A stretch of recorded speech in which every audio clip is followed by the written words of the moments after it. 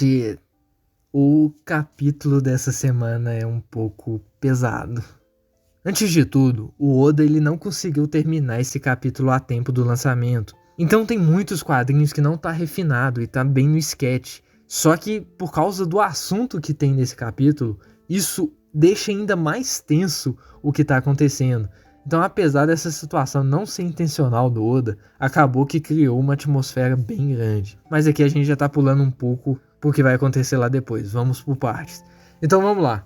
Capítulo 1098. O nascimento de Bonnie. E apesar do que todo mundo tava imaginando, esse acontecimento não é tão feliz assim. A gente começa direto com um pedido de capa feito por Noda Skywalker. Ela já apareceu nessas histórias de capas muitas vezes, se vocês perceberem. E agora ela pediu o Oda para desenhar o Brook tocando uma guitarra elétrica que está sendo alimentada por uma enguia.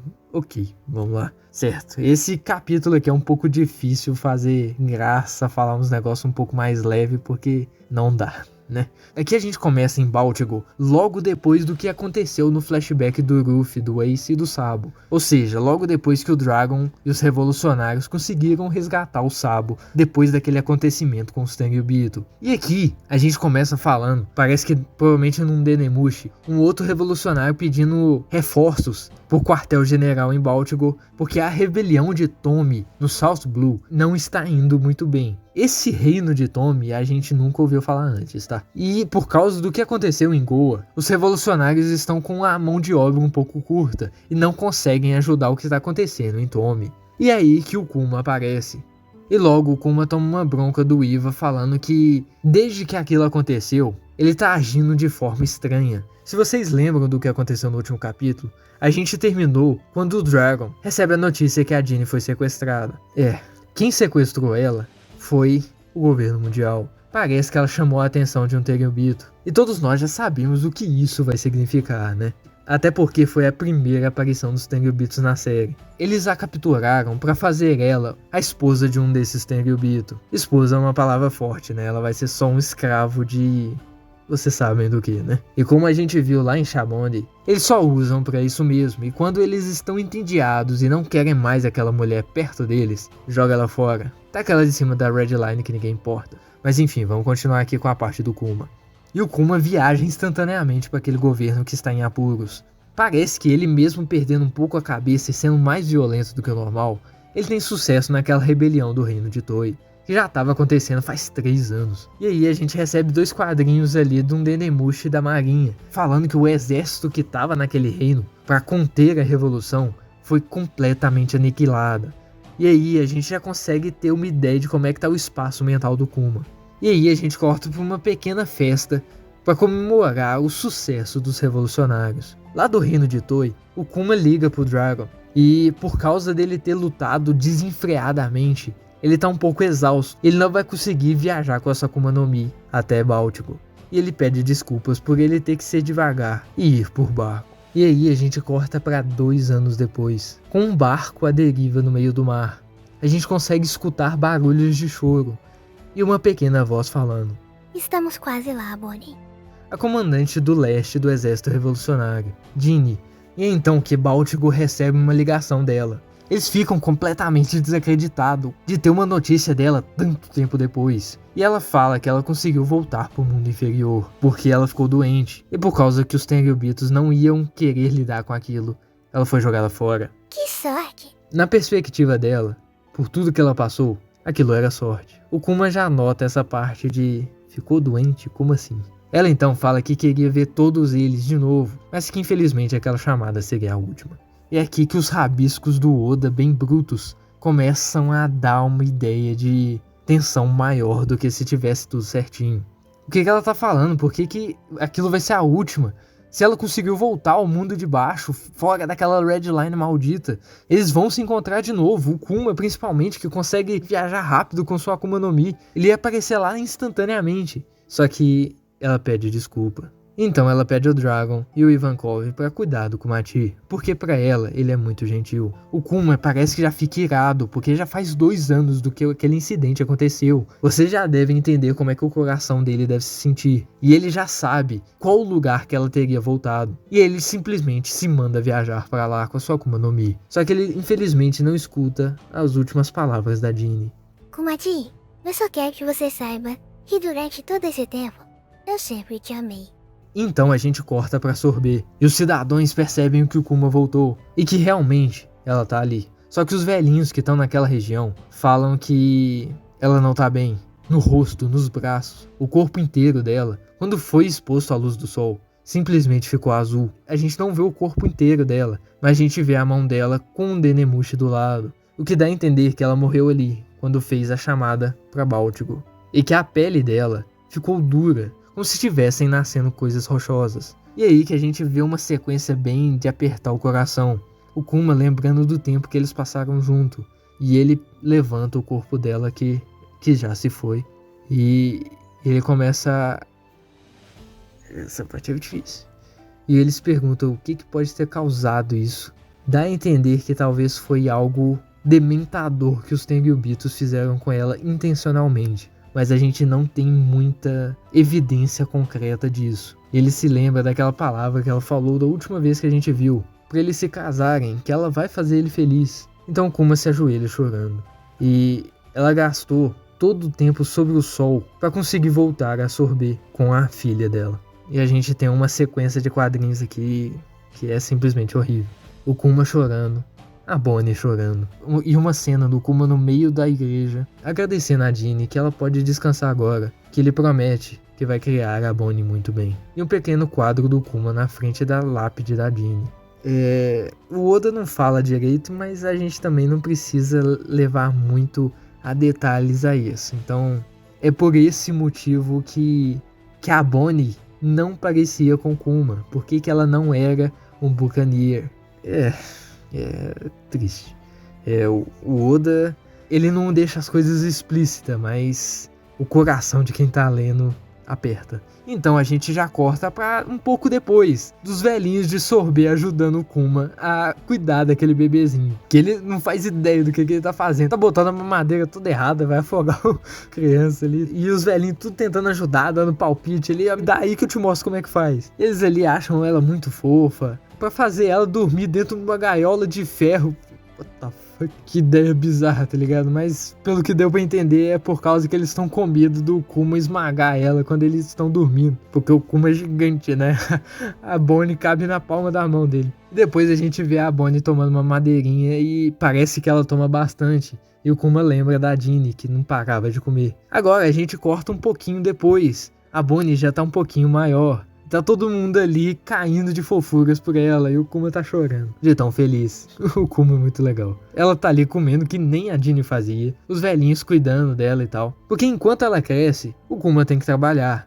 E o trabalho dele é ser um revolucionário. Então numa hora, ele tá ali dando comidinha pra ela. Na outra, ele tá viajando pra um reino aleatório e guerreando com um monte de gente. Numa hora, ele tá ali dando banho nela. Na outra, ele tá um monte de explosão segurando gente morta, tentando ajudar todo mundo. Na outra, eles estão dormindo e a gente vê a gaiola de ferro pra ele não esmagar ela enquanto estão dormindo. E nessa a gente vê ele treinando o Sabo quando ele era pequenininho, alguns anos depois do que aconteceu em Goa, que é muito bacana. Só que então a gente corta pra um momento que aqueles 2 meninos levados, que o Kuma tirou a dor lá no começo do flashback dele, que viraram amigos dele e da Jinny, chegam na igreja e ficam todos confusos porque que a igreja tá toda fechada com um monte de madeira nas janelas. O Kuma rapidão fala pra eles fechar a porta e mostra que na bochechinha dela tá crescendo 2 coisinhas, uma pedrinha azul. Os dois já entendem e lembram do que aconteceu com a Jinny. Eles correm pra chamar um médico muito rápido.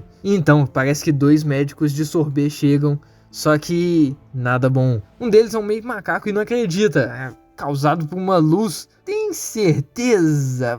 Por que a gente não leva ele lá no sol pra ver se é isso mesmo? O Kuma já fica loucaço assim, sai daqui. Aí chega uma doutora e fala que, beleza, não é a doença do chumbo. Aquela do flashback do LOL, se vocês não se lembram. Mas ela também não conhece aquele sintoma. E não ajuda de nada. E por causa daquela nova situação, o Kuma decide se ausentar do exército revolucionário para ficar com a Bonnie, que pegou a mesma doença da Jeannie, que a infelizmente levou à morte. O Kuma não sabe se o que ele tá fazendo, aquela escolha de deixar o exército revolucionário, é certa, por causa que a sua alma é tão boa. Ele sente que ele quer ficar perto da pequena. O Dragon acata e fala pra ele que ele tem que viver sem arrependimento e que ele pode usar os contatos que eles têm como revolucionários para ver todos os médicos do mundo para talvez conseguir ajudar ela. E o Kuma agradece. Então a gente corta para 7 anos atrás, a Bonnie com 5 anos. Ok, então o que a gente falou naquele último capítulo, realmente, todo mundo, o Vegapunk, o Saturn, falar que a Bonnie era apenas uma criança, é realmente, porque se 7 anos atrás a Bonnie tava com 5 anos, hoje no atual da história, ela tá com 12 anos. Então ela tá usando sua Akuma no Mi pra parecer mais velha. Então se você para pra pensar, lá antes do time skip, ela tinha 10 anos. E quando ela salva o Zoro, aquela que era a forma real dela, e não a que a gente conhece até então. É bizarro pensar nisso, né? Então parece que foi criada uma lenda na ilha de Sorbet que tinha uma garota vampira. Parece que um monte de menino levado vai lá na igreja e encher o saco dela pra ver se é realmente. A Bonnie é que nem a Jeannie e ela chuta todo mundo pra fora e tá ali mandando o dedo no meio que nem o LOL lá antes. Será que vai ser censurado no anime? Não sei, eu não assisto o anime. Aí, por causa que ela não pode sair dali, eles ficam lá zombando dela. Aí um deles puxa uma cruz, tipo, que o vampiro queime. E a Bonnie tá nem aí, pula dando um chutão na cabeça dele. Ela mora numa igreja, o que aquilo vai fazer? Aí os moleques saem todos chorando. E o Kuma aparece rapidão e segura ela. Não sai. Que só ficar na porta pode machucar ela. Aí ela fala que o Kuma é um medroso, que ela tava só brincando. Só que, mesmo que seja uma brincadeira, ele fica realmente preocupado com ela. Só que ela herda aquele coração do Kuma. E ela odeia ver ele triste e preocupado. Então ela vai aceitar aquilo. Ele é tipo um pai grude. Já abraça ela, que ela vai crescer uma boa menina e tal. E ela tá ali, não me tira daqui, seu chorão. Aí parece que eles estão ali e ela tá ali nervosa na mesa, falando que aqueles moleque ali fica zoando da pedra na cara dela. Só que ela é uma criança, né? O que tem a ver as pedras ali? Não é culpa dela, ela não queria ficar doente. Então que a gente entende por que o nome dela é Jerry Bonnie. O Kuma aparece ali pra tentar entusiasmar ela e chama aquelas pedrinhas debaixo do olho dela de joia, que em inglês é jewelry, que é o nome da Bonnie que a gente já conhecia. E ele fala que ele só tem inveja, porque elas são pedras preciosas, muito bonitas. E ela fica toda feliz com aquilo. Algum tempo depois, eles estão ali conversando. E ele pergunta a ela: Bonnie, se você não tivesse mais essa doença, pra onde você queria ir? Pá! E é daqui que vem a famosa pergunta que ele faz lá em Thriller Bark. E ela fala com ele das Ilhas do Céu. E ele se faz ali todo de besta pra ela ficar mais engajada. Finge que ele não sabe que existe ilha no céu. E parece que ela vê isso num livro. E pelo pouco que a gente tá vendo nesse quadrinho, parece que é o mesmo livro que o Kuma segura quando ele aparece na história atual. E pelo jeito o Kuma já conta a história de Nika pra ela. Então ela fala que o sol tá bem perto na Ilha do Céu. Talvez vejamos o Nika. Você adoraria isso, não é, pai? E ele tá fazendo o que seu pai fazia com eles, fazendo os barulhos dos tambores da liberdade. E eles começam a brincar enquanto estão cantando. Onde você vai com 19 anos? Ilha dos Tritões. E algum tempo passa. Parece que os revolucionários acharam uma pessoa que talvez saberia sobre a doença dela. E pelo jeito, os sintomas indicam que a doença se chama Sapphire Scales, ou escamas de safira, e é infelizmente uma doença incurável. O Kuma pergunta para aquele homem se ele sabe o que seria aquilo, e pede para ele falar um pouco mais devagar para a Bonnie que está lá dentro não escutar. Ele acata e fala bem baixinho. Parece que é uma doença bem rara, que nos últimos anos quase ninguém nunca nem escutou, e que aquelas pedrinhas azuis crescem mais e mais quando expostas às luzes naturais, tanto o sol, tanto a lua. E ele fala que mesmo se tirar completamente as pedrinhas, elas vão voltar. E então aquele médico quebra a notícia pro Kuma, que ela talvez só tem mais 5 anos na melhor das circunstâncias, e que seria bem improvável que talvez ela chegue até nos 10 anos de vida, em que infelizmente aquela doença seria terminal, por causa dos conhecimentos científicos daquele momento. Aquela notícia simplesmente quebra o Kuma. É horrível, né? Já tem toda a situação que aconteceu com a Jinny e agora a filha dele não vai viver nem pra ver os 10 anos direito. As coisas estão caindo pra cima do Kuma e não é muito legal. E é difícil pra ele acreditar que não tem uma cura pra aquilo. E quando ele tá entrando de volta na igreja, a Bonnie aparece e assusta ele, que já tá todo preocupado, ele simplesmente desaba no chão. E pelo jeito, ela escutou tudo, só que ela entendeu uma outra coisa, que no 10º aniversário dela, tudo ia acabar. E ela tá felizona. O Kuma, pra tentar difusar aquilo. Não, o que você tá falando? E aí ela escala ele, fala que ela escutou tudo, só que percebe que ele tá chorando. E ela fica preocupada se foi algo que ela falou. Aí o Kuma, sem saber o que fazer, fala que é sobre a doença dela, que ela vai melhorar quando a Bonnie fizer 10 anos. A Bonnie fica meio triste, porque vai demorar muito tempo. Só que ela fica feliz de novo, porque aquilo significaria que depois, quando ela tiver 10 anos, eles vão finalmente conseguir viajar para todos aqueles lugares que eles sempre brincavam. O que o Kuma fez? É de partir o coração. Nossa. E ele tem que continuar aquela mentira. Só que ele não sabe o que fazer. Então a gente corta para 1 ano depois. E o reino de Sorbet tá em chamas. O pessoal da ilha vem correndo pra chamar o Kumaty. E pelo jeito, o rei Bekori tá de volta. Aquele rei tirano maldito que tentou jogar os velhos pra fora do reino de Sorbet pra não ter que pagar pros Tenryubito, voltou.